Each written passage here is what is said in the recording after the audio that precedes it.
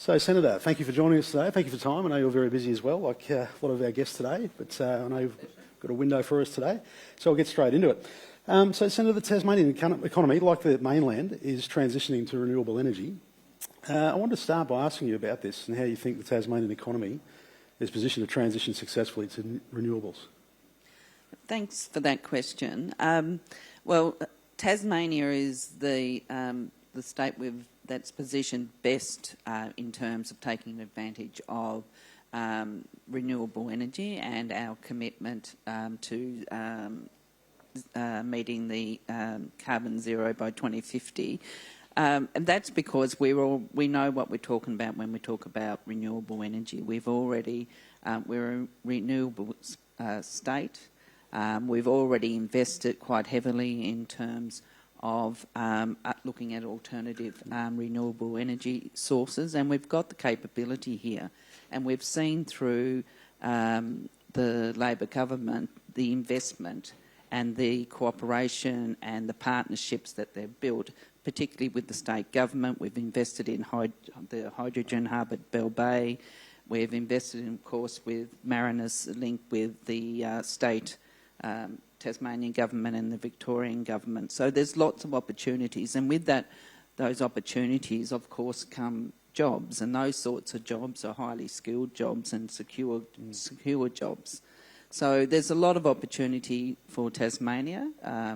We're well placed, and we've already, through those partnerships, already grabbed at a lot of the opportunities that are there. Well, Mariners Link is one you mentioned. There's been a lot of talk about that lately, so that's, everyone's keen to see that one happen. That's a lot of jobs we're talking about, and very important jobs that are coming here, and we need them to come here to take up those positions, but also to stay. So it's very important that Mariners Link goes. Absolutely, you're quite right there. Mariners Link is extremely important to take advantage. We need Mariners Link to be able to take advantage of the other renewable energy projects that are there, wind, including wind energy as well. So I understand the Commonwealth and the state government are in discussions around Mariners Link and going forward on Mariners Link. So it's pretty exciting, actually. It's good to see that discussion and collaboration between the Tasmanian government and the federal government. Next, the Tasmania's regional economy is increasingly becoming more dependent on tourism. How important is improving regional transport and infrastructure in the regions to boosting tourism, particularly for Tasmania's smaller towns, which may not traditionally be on the tourist trail? Well, infrastructure is important in many ways. In tourism is just one of them, and tourism is a big job provider in Tasmania, and it's contributes to our economy in a significant way. And it is important that we have infrastructure that meets the criteria and what tourist ventures want. But that also goes to the fact that we do need infrastructure to enable other industries to grow and expand as well, because that's where our jobs will come from, and it's important.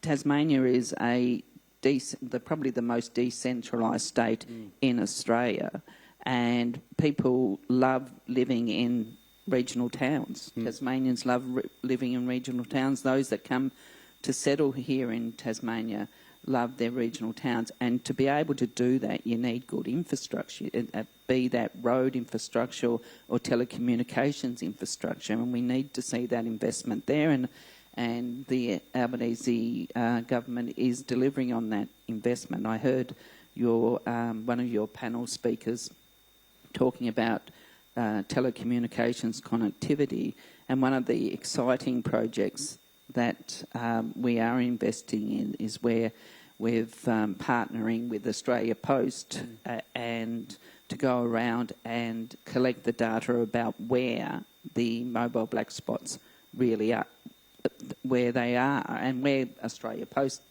don't go. We'll use another carrier to give us that information. So it's quite exciting, but of course mobile black spot investment has been around for a very long time.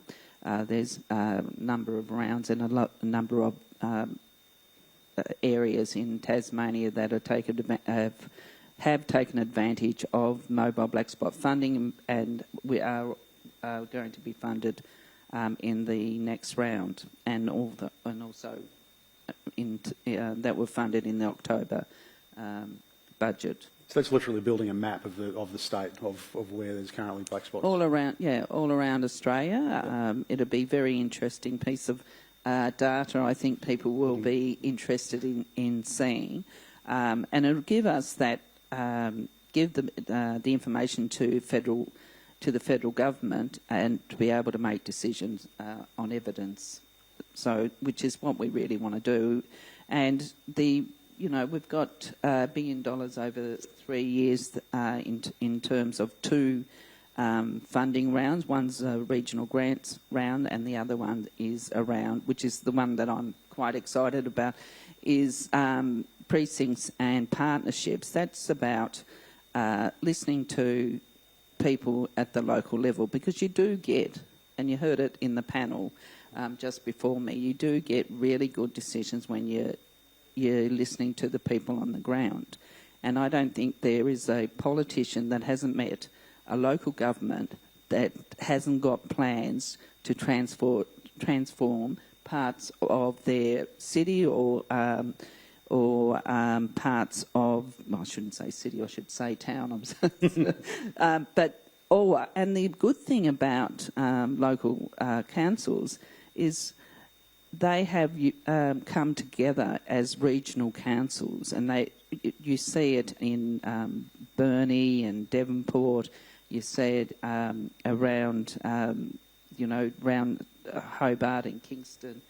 These are councils that have come together as a unit to say to government, state and federal, these are the priorities for our region. This is what we need to expand, to create jobs, and have a town that is more livable, and that includes better telecommunications, better roads, better services, and we heard that about a lack of services as well. And also, of course, education is a huge issue in Tasmania. We still are below the national benchmarks in our children reaching completing year 12 and going on to university or taking up a TAFE course.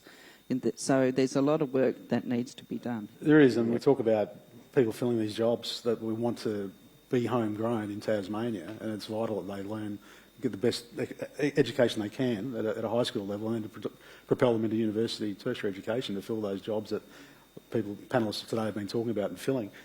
And one of the things that a lot of the panels have been reiterated today is that collaboration, as you point out, with state government, with all levels of government really, is collaborating and listening to the community. So it's vital for yourself, and I'm sure you do.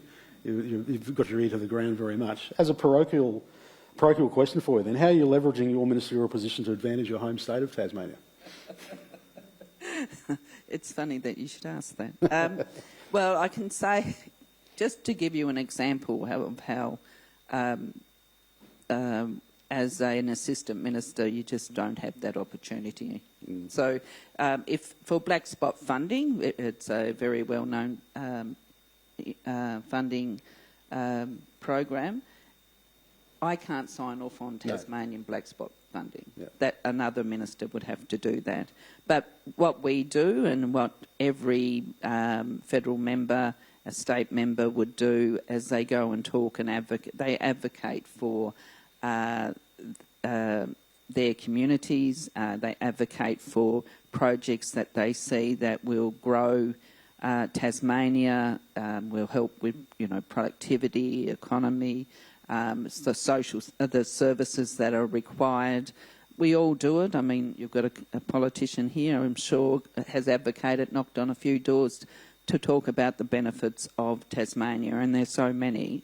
But what is really important is, I think, is listening to local communities, the organisations that represent them, particularly having those partnership with local government and the state government, and that's how you get good results. You get good results that deliver the projects and the services that people are asking for. And advocating for them. We heard earlier from one of our panel discussions about a need for further investment in transport infrastructure, moving minerals and other materials onto Tasmania's west coast, including rail. There are no regular passenger train services in Tasmania currently. Is the Albanese government's view on the transport priorities for Tasmania, and is rail transport something the government would consider investing in? Well, I think the Albanese government has shown that they are prepared to have conversations on issues that the state government here bring to them. You've seen that in terms of the Mac Point development that was state government came to the federal government. They had productive discussions around that project, and there was an agreement. I mean, the Albanese government is about investing in regions that produces good results for the people that live there, that encourages job growth, economic growth. We want strong regions, and if the state government came to the federal government, or a local government raised it in the many forums that are available to local governments, they can put that on the table, and discussions would take place. That's what happens when you have a good relationships. And collaborating. I was hoping to turn your attention to the port transport infrastructure. Now, Tasmania has 4 major publicly owned ports at Bell Bay, Burnie, Devonport and Hobart. Access to Burnie Port in particular has been something that has come up today from that earlier discussion with West Coast. What is the Albanese government doing to ensure our ports are productive and operating efficiently? Well, in terms of port infrastructure, we've invested in the Burnie Port, and they are, of course, the ports are run by Ports Tasmania, and also we're investing through the discussions that we had with the state government to ensure that the Hobart Port had significant investment into that port, so that would enable the Nuawina ship to be able to actually fuel up there, because it hasn't been able to, and still can't. But that commitment has been given by the state government now. So my answer to you is that, of course, we expect, and communities expect their ports to be productive. I'm not really aware of the issue that you're talking about, but happy to take it on board. Okay, we're almost running out of time. Just lastly, moving back up to the northwest coast, a lot of students on the northwest have to move south or interstate for further education. Is there a way, or how can we retain them in that region? Well, we've got 3 campuses, very good campuses, but you're right. Many of the students come down to Hobart to study. There are moves, of course, around online studying, but that's a double-edged sword when you talk about online study, because you've got 18-year-olds coming down from Burnie, often by themselves. They're looking to make friends and start and continue in their educational journey, but it's very important that there's some structure in their life in terms of study, because they've come out of a year 11 and 12 where it is very structured. And then they come down to Hobart, they're by themselves, and very often they're by themselves, and they come down here, and a lot of the a lot of their units they are actually online. Yeah. You'll be surprised that most of the units, I've got an 18-year-old son, most of his units were all online. Extraordinary, isn't it? It is extraordinary. They need to be talking to each other. But it is the right way to go. That's another question. I mean, you're 18, you're used to having some structure, and then you're coming all the way to Hobart to sit in your room to study online. But there is work. There is obviously work to be done, and there are university hubs that were actually put in place by the previous government that we are continuing to build upon. There's another 34 hubs which we are putting in place, and they are designed to keep kids in the regions so they can study in place at home and have that support. So I'm sorry, I was just really talking about my own son's little journey there. So, but it is an interesting journey, and it wasn't one that I expected for him when he was studying on campus, where campus ended up being at home. It has changed dramatically. Yeah, but those university study hubs are really, really important, and they are in place.